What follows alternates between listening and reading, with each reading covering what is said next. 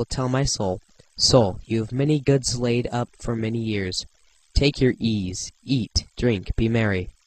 But God said to him, You foolish one, tonight your soul is required of you. The things which you have prepared, whose will they be?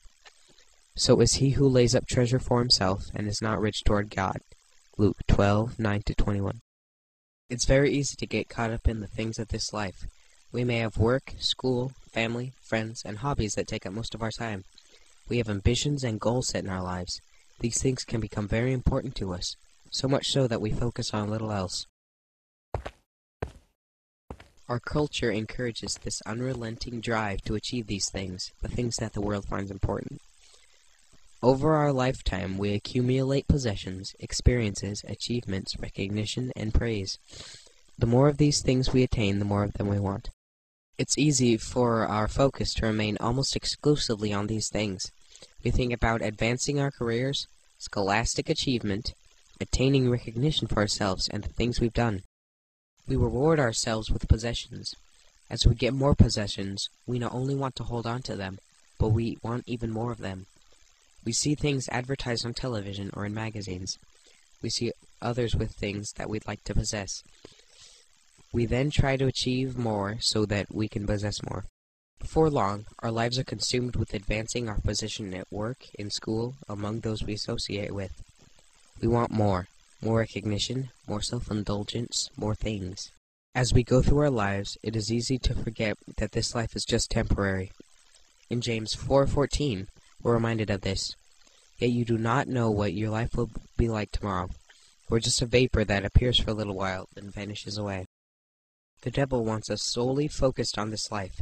If we're only thinking about this life and the things we can accomplish and possess, then we won't be thinking about our next life. If we're only thinking about this life, then we'll prioritize the things of this life over the things of the next life. That means prioritizing ourselves and our desires over God and what He wants us to do with the life He's giving us.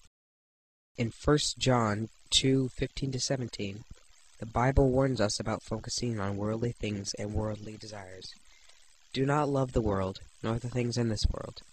If anyone loves the world, the love of the Father is not in him.